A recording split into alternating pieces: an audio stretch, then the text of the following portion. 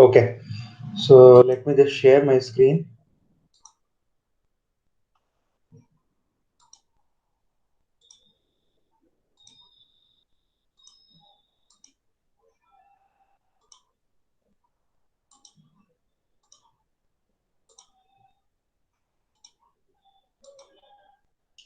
I hope my screen is visible to all of you.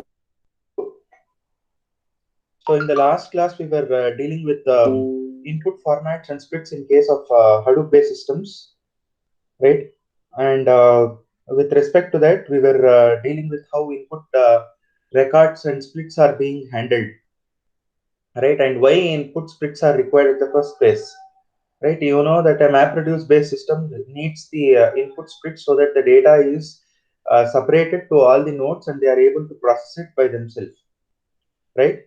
So with respect to that, you may have a lot of different data sets that are being generated, right? And every map task what has been created needs a input splits for handling the for processing the data and giving some output, right? And also these input splits, whatever that we are trying to create, are in a key value format, right? So there is a unique key and a values associated with it, or a value associated with it, and that is the way in which the processing happens at the map tasks, right? When a split is being created, the split basically records certain important information about it, right? And every split, whatever that we talk about, corresponds to certain range of data from the input file or from the input table where it is being extracted, right? So the input basic splits are basically represented by Java interface, and input splits are classes mentioned under the r.apache.hadoop.mapreduce. So you know that there is a small interface called as input split, and with respect to the input splits, whatever that we are trying to write, right, the signature of the method looks something like this: public interface input splits extends writable, long get length throws IO exceptions, then string get locations throws IO exceptions. So this is a small interface in Java, right? So you should know what is an interface and what is a class in case of Java. In a Java, the interfaces are meant for implementing non-concrete methods. That is, the methods will have only the signatures, that is the declarations, but no definitions. Such methods are called as non-concrete methods. Concrete methods are those which have definition within it. Okay. And you may also see that there are different locations where the data is going to be stored in a MapReduce kind of a system, right? When a data gets splitted across multiple possible ways, the data is available in multiple places, right? The size of the split also matters when the processing is running, and this is also one of the factors that impacts the job runtime. As a MapReduce applications, you need not have to deal with input splits directly because they are being created by an input format class that will take care of creating the splits. Okay, before I continue further, there was an important announcement. It has been decided to have an online internal assessment quiz instead of an internal assessment test, the dates of which will be uh, shared with you very shortly. Right? Yesterday in the meeting, I have received the detail that it may be scheduled anytime between 2nd to 4th May 2020. So the test will be online, and the further details of the schedules and other things will be shared by the test coordinators and other people shortly to you.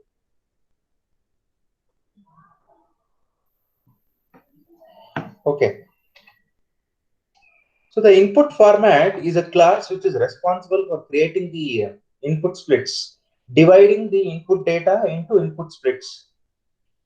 So the input format class takes a lot of responsibility with respect to that, because the data what it is supposed to handle may not be just the table, which is merely there in a record format. It may be a data which can be from a TXT file. It can be a data which can be from different file formats. We do not know about the format in which we are trying to deal with it.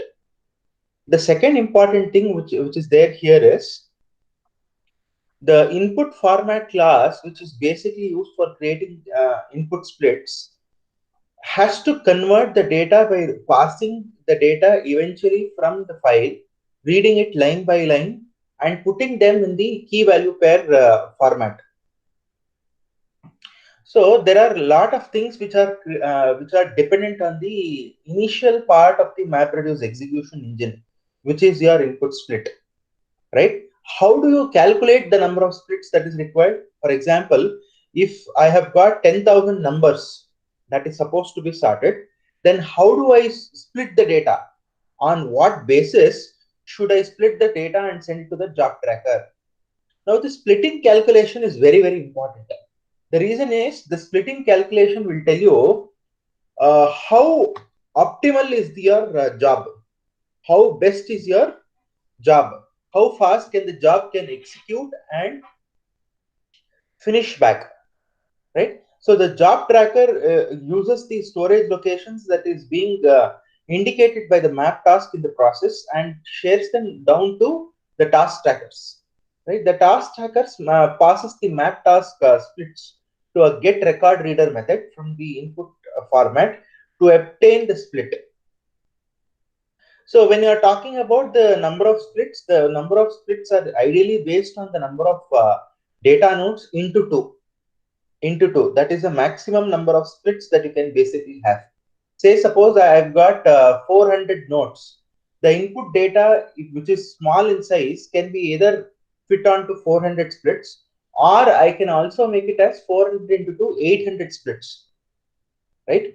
So based on that, I can design my input splits, right? So there is a class called as record reader class, which is a part of the input format class, which is basically used for generating the key value pairs under the map task, which is the output of the map function, right? There is also a function called as map runner class, which is basically the runner for the map task mappers. This is basically a multi-threaded implementation of the system, which is basically an other implementation of a map runnable interface that can concurrently configure the number of threads, how it has been designed, and how it can be executed. Now, when you look at the input file format or the input format class, the input format is a base class.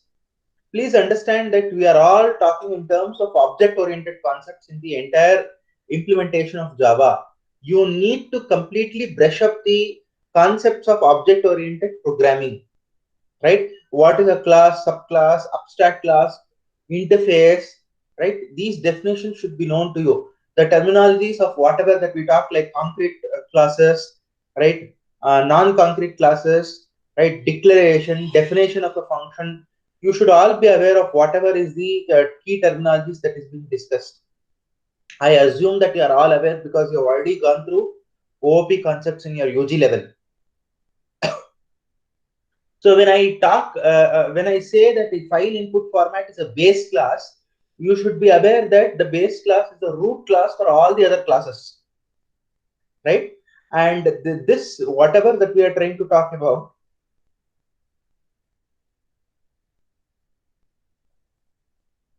whatever that we are trying to talk about, provides two things. One, a place that defines the files are included in the input job. Other is an implementation for generating splits for the input file. These are the two important criteria that it basically deals with. Now, this is a very, very important slide. This is a slide which shows the hierarchy, class hierarchy or the interface hierarchy of a particular sequence of data, right? You may see that the root interface, right? I don't call it as root class. The reason is because Java does not allow multiple inheritance to be used, right? The reason because a derived class cannot have two base classes. So with that particular concept, what was decided in a Java based implementation was In such kind of cases, we use one of them as a class, the other one as an interface. Interface is an abstract class, basically, right? But does not behave with the properties of a class, right? So when you talk about an interface, the input format k comma v, where k is a key and v is the value, right, is a interface which is present in arg.apache.hadoop.mapreduce. Now, the classes which are taken from this, or the classes which are extended from this, is the file input format, then the compose input format, db input format, mt input format. These are the classes which are being which comes out of it. Remember that there are interfaces also, right, which are implementing certain interfaces, right? For example, this particular class which I am trying to talk about, file input format, implements input format. It cannot extend input format, basically because the file input format is a class, right? Input format is a interface, right? In Java, extends keywords is used for the hierarchy, that is the base class and derived class relationship, right? Inheritance relationship. But when you are talking about an interface here, the interface cannot be extended, it has to be implemented. So this file input format implements the input format. Now, this particular class which I am trying to talk about is a base class for so many other classes. That is combine file, input format, text input format, key value text input format, n line input format, sequence input file format. These are the classes which comes out of this, right? Similarly, you can see that there is a triangle symbol, right? This triangle symbol talks about inheritance hierarchy, right? So this is a multi-level inheritance system, right? You can also see that there is a stream input format, which is a subclass of key value text input format. Now, similarly, when you talk about sequence file, there are sequence file related subclasses. For example, sequence file as binary input format, sequence file as text input format, sequence file input filter. These are the subclasses which comes out of it. So you can see that there are lots of implementation with respect to the class hierarchy, right?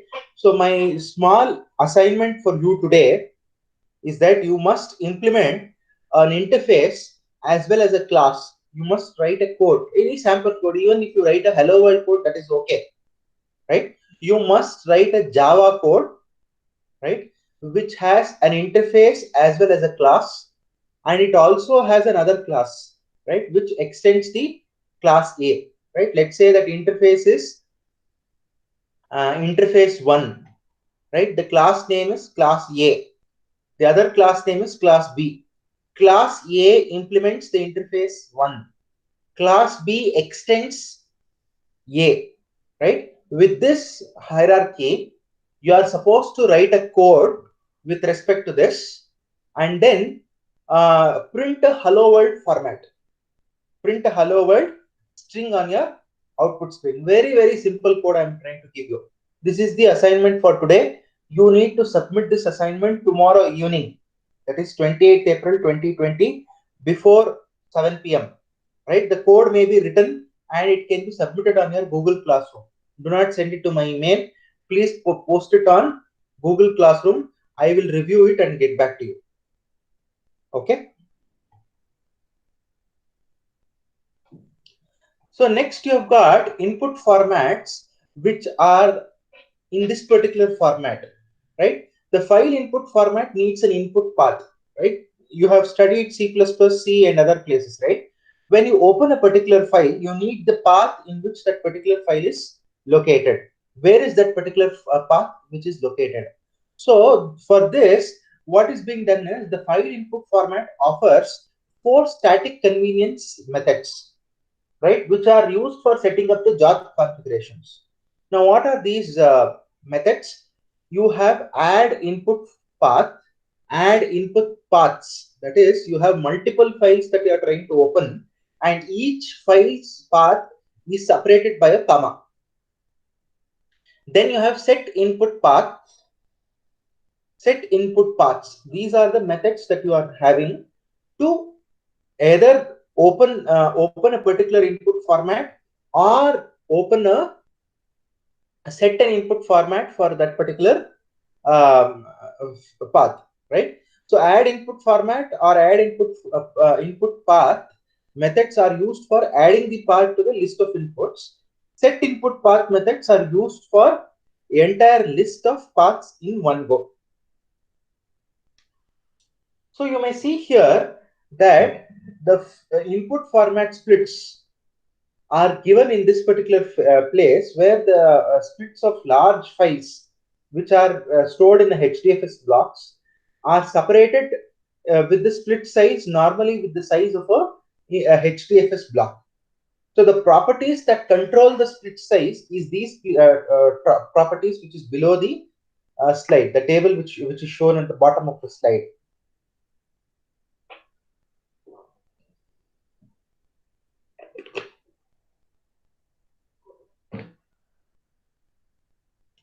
So you may see that the map reduce minimum split. The default value is an integer. Default type is an integer. The default value is 1. Right? The minimum number of split size that is required is 1. The maximum number of split size is based on the largest valid size in the byte for that particular input format. So the default block size which is there for HDFS is 64 MB, right? Which is the size of the HDFS block in bytes.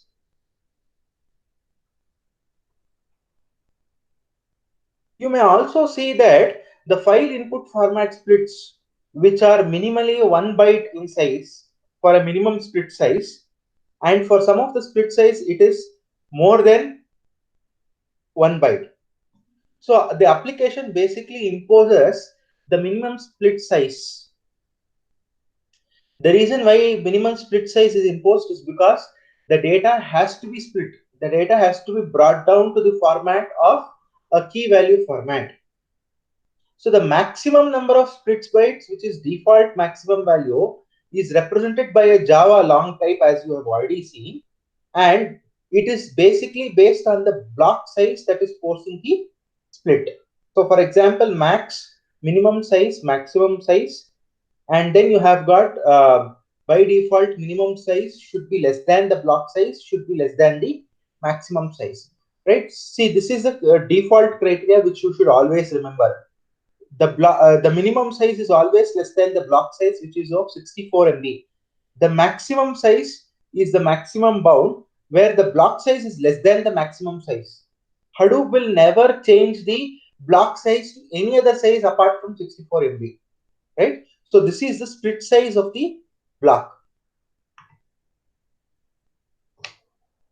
So there are some more controlling size formats which are basically mentioned in this particular example.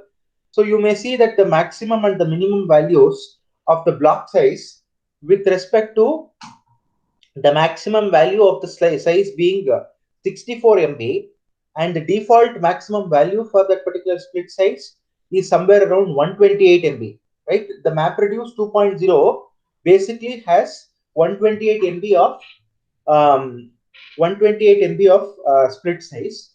The older versions of MapReduce basically has 64 MB of split size. So when you are talking about a 128 MB of split size, which is the long maximum value, it takes a minimum split size of 64 MB or sizes which are equivalent to that for splitting, right? This is the reason is very simple. It basically wants to cut down the cost of locality, right? We always talk about locality of reference in case of cache, right? Nearer the data, it is very easier for the processing engine to execute it at a faster rate. Farther is the data, your data processing and the execution will take a longer duration of time. So when you are talking about minimum split size and the maximum split size, which is 1 MB and 32 MB, the default block size will be 64 MB. The default split size will be 32 MB, right? So this makes the maximum split size less than that of the block size and decreases the split size, which is as what was mentioned in the previous slide. Minimum size less than, block size less than maximum size. So this is how the entire split size is controlled, right? If you increase the split size more than the block size, your performance optimality will reduce. If you decrease the split size less than the block size, your performance gets improved, but the data size becomes larger for processing. You need to create more number of map tasks to handle such things, right? So it is directly proportional. The number of map tasks what you have created is directly proportional to the number of input size that you have created. They are very well correlated with each other, right? Because every map what you see on the right hand side should have minimum one input split that is given as an input to it for that particular function to execute, right? So this is a basic minimum criteria which is required for map task. The input for a map task itself is a split size or the input splits, right? So if you don't create a map task, then there is a possibility that whatever is the number of splits what you have created, you may either give it to one or two map functions and finish it off. So the entire performance of the MapReduce system is simply oriented or rotated towards the number of input size that you have created and the number of map tasks that you have created. So based on that, the entire performance depends on. More the number of splits, more is the map task that you have to generate, more is the load on the task trackers. If the task trackers can have an ability to maintain that, then there is no problem. So there is a trade-off and a balance that you have to create between the input size, the map task, and the HDFS blocks what you are trying to create, what you are trying to basically use in your function. So this is the way you balance the block size, split size, as well as the number of map tasks what are required for a particular job, right? Now let's say that you are having a TerraSort problem, right? If you download the MapReduce 2.7, right, there are numerous examples that it comes with. One of the popular example is a word count. Second example is a TerraSort algorithm, where the sorting algorithm is supposed to sort 1 terabyte of numbers, right? Imagine 1 terabyte of numbers. It is not even the numbers what I'm trying to mention, not 1 lakh numbers, 2 lakh numbers, 3 lakh numbers. It is 1 terabyte numbers that it is supposed to sort. Now, for such kind of philosophy, the input splits are basically based on the default block size of that particular HDFS.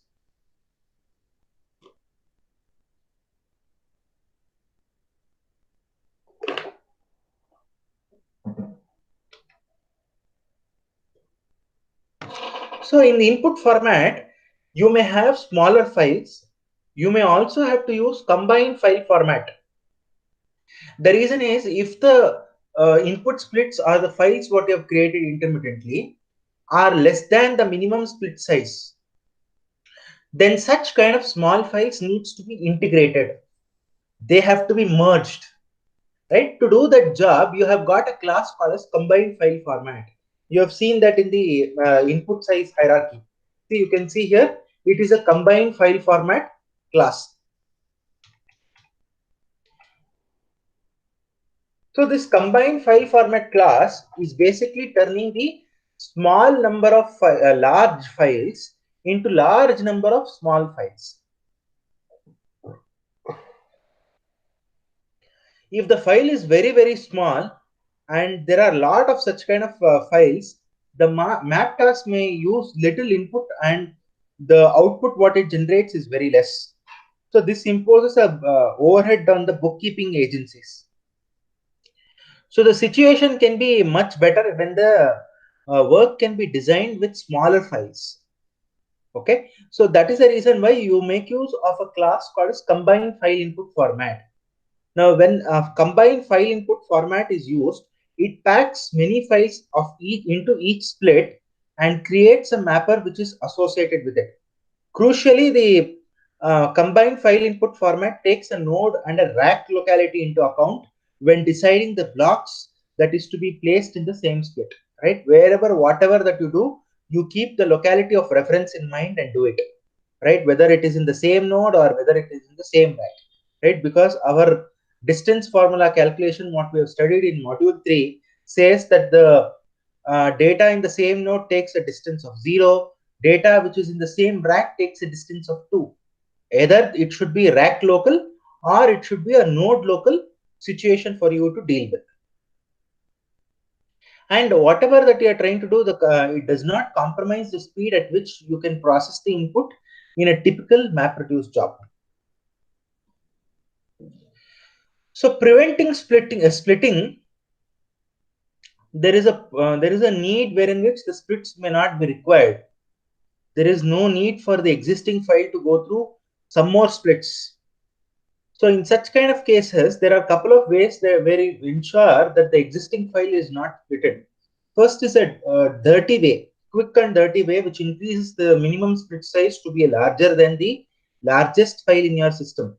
Second is to create a subclass to the concrete subclass of file input format that will allow you to override a method called as eSplittable method, which basically returns false.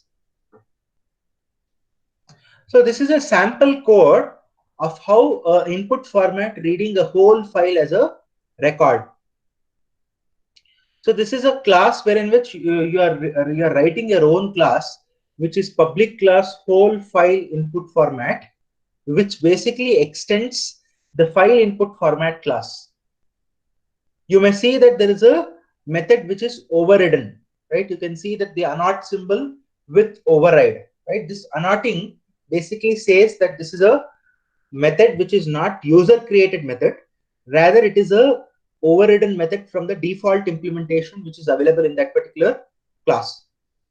So you can also do an override with respect to record reader, which is again a overridden function, right?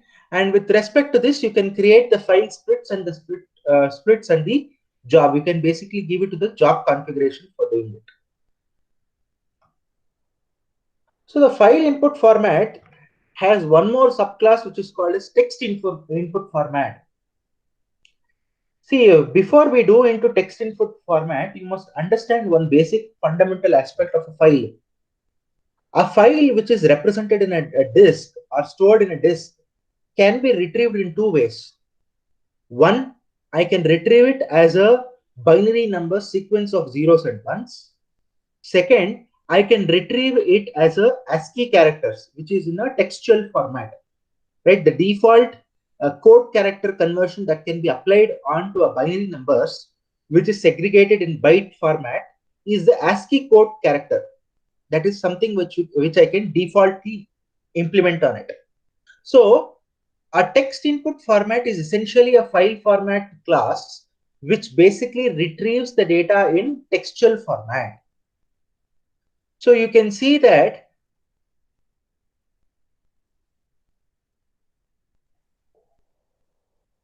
you may see that the data is split into multiple records, right? You can see that at the bottom of the slide, you have logical records and the HDFS blocks for the input size. So the block boundary is this block boundary, which is taking the size of the HDFS block. But the split size is much more than that of the block boundary. Now what happens in this particular case? The extra whatever is the amount gets added onto the new block boundary, right? But still there is some more things which is left out. So this is the way in which you create the splits, right? There are 11 records in this particular case. You create splits of different sizes. They are all not of the same size.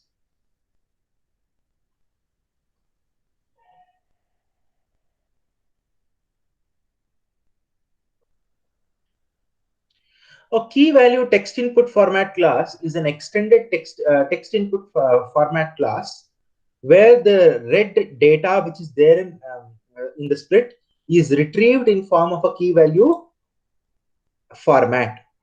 So the format like text input format case where the data is split into multiple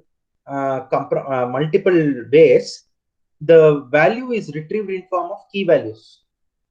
For example, the example which is suggested on this particular slide is the example of a word count example, right? You see that there is a line by line retrieving of that particular file, and every line by line when it is being retrieved, that particular line is appended as a key itself. and the value is the whatever is a string that is being read in that particular line. For example, on the top of a crumped tree, right? That is a text. It is a string which has been read from the input file. So that belongs to line 1. So the key for that, when you are converting it into a key value pair, the key is the line itself, line number itself. The value is the string that was read in that particular line. So this is the way in which it basically does a key value separator.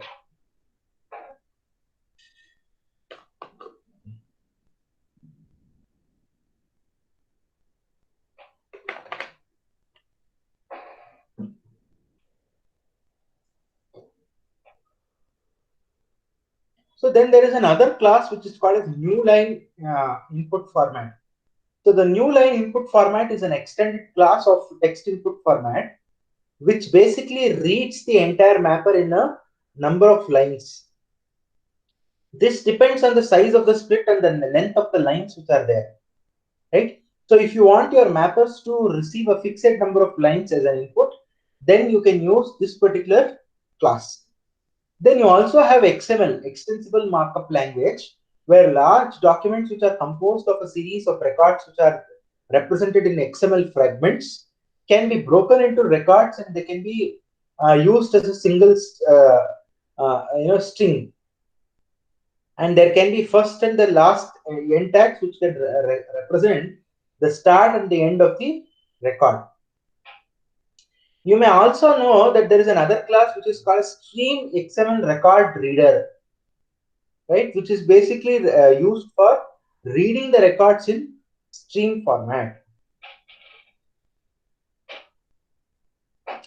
Then you have also a binary input. As I said, a file can be read in a binary format. It can also be read in a textual format.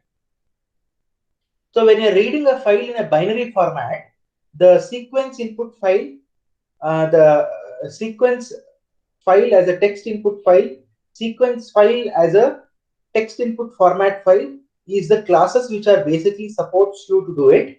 And here the value what is being stored is a binary value. It's not a textual value. It is completely a binary value that is going to be stored in this particular case.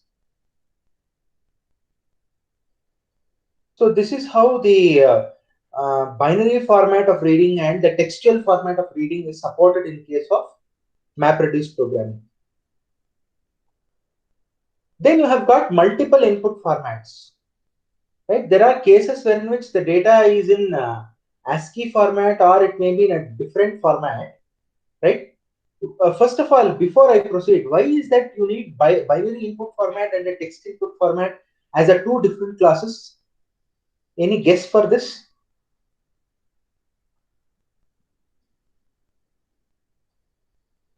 The reason is quite simple. A text input format, as I said, reads only in ASCII format. It cannot read the string in any other format apart from ASCII. But in a real case scenario, you have text which are represented in Unicode languages. So when you talk about internationalization of softwares, the languages take more than 1 byte for representing. For example, if you take Malayalam or Kannada language, both of these languages or any of the regional languages in India takes 2 bytes for representing a single character, right? If I say ka, right, ka is represented in memory in 2 bytes, right? So that is the reason why the binary input format is given, wherein which you can read the file in binary format, and then you can unwrap it in 2 byte format to find out what is the text that you are trying to deal with. So similarly, when you are talking about multiple input formats, it is again another version of a tab separated plain text or a binary sequence file, which basically is used for basically used for passing the data in different representations. Then you have a database input file. The obvious name, as it basically suggests, is that the input is being read from a database. Right? This database may be a relational database. It may be any other kinds of database. But usually for our assumptions and for our study, we assume this to be a relational database using the connectivity for fetching the data in Java is a joint database connectivity, or JDBC, which is used for fetching the records from the relational database.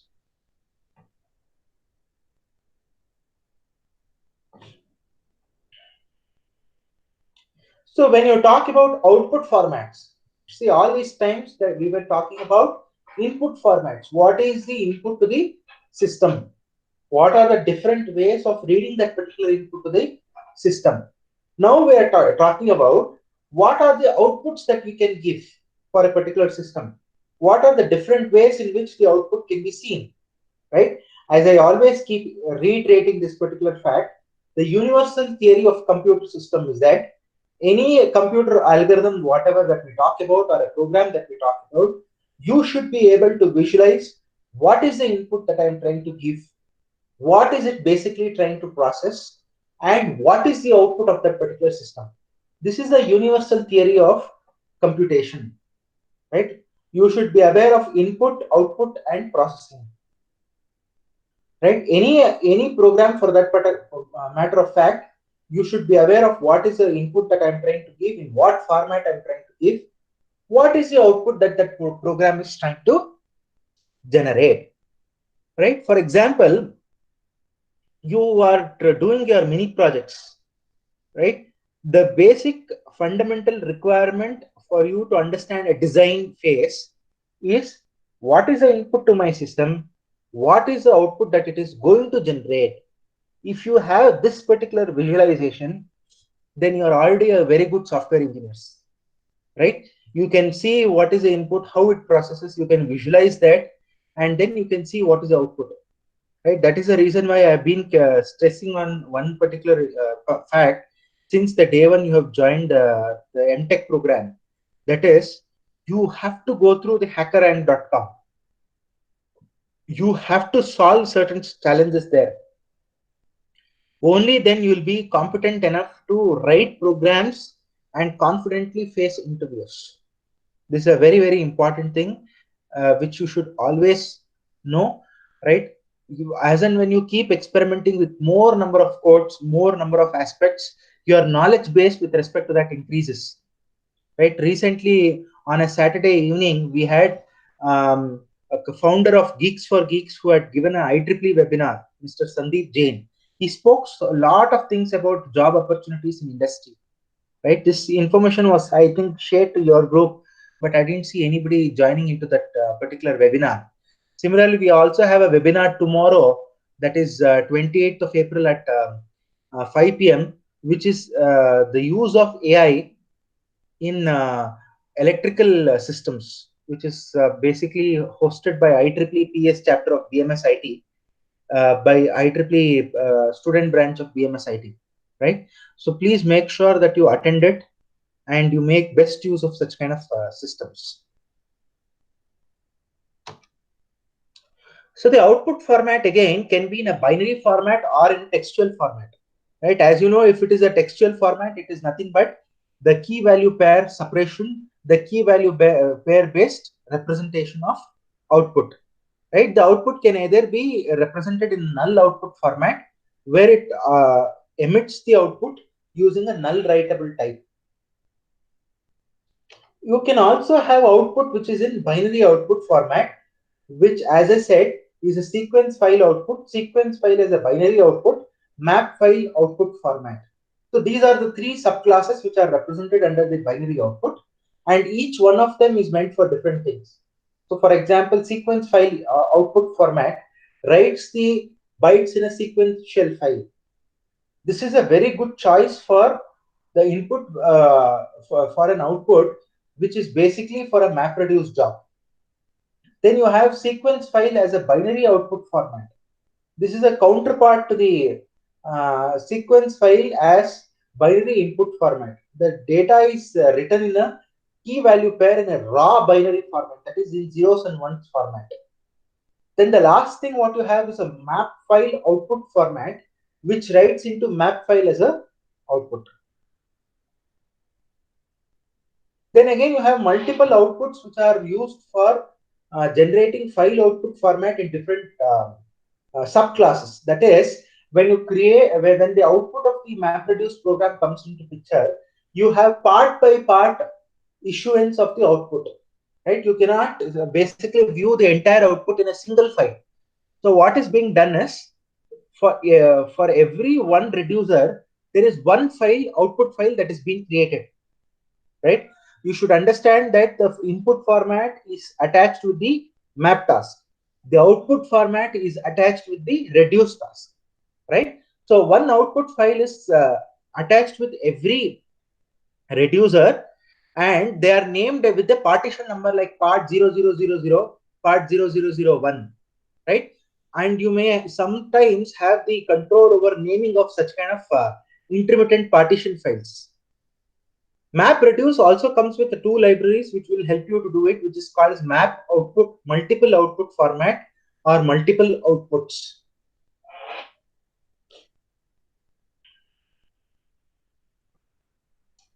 So the output format, that multiple output format, allows you to write the data into multiple output files where the names are derived from the output key values. The multiple output is a secondary library of Hadoop which will help in writing multiple outputs in this particular format. Right? The feature of this particular class is that it gives you complete control if you take a difference between multiple output format and multiple outputs class. Right? A complete control over the naming of the file and the directory is being given by multiple output class file. This is not available in multiple outputs. Different key value types is not there in this, it is there in this. Use from MapReduce in the same job, no in this, yes in this. Multiple outputs per record, no in this, yes in this. Use with any output format, no in this, yes in this. So multiple outputs is a much better class when compared with the multiple output format class. The only thing which it does not have is a control over the naming of the files. Apart from that, everything else is allowed in this particular file format.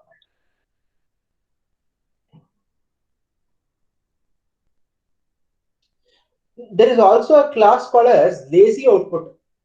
The work of this lazy output is that it creates a part file which is being named as part dash NNNN files where the files are empty. And these files, after they are being filled, the lazy output does not create any other files for it.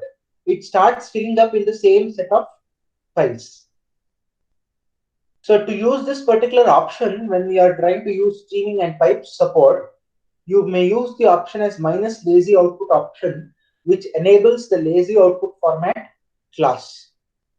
So these are the details of with respect to whatever that we are trying to deal with respect to this particular classes. Okay, this finishes the module 4. The PPT of the same will be uploaded in your Google Classroom, right? And you may be able to see some more examples. As I have already given you the assignments, please make sure that you do the assignment and you also do the homework what is being told in today's class.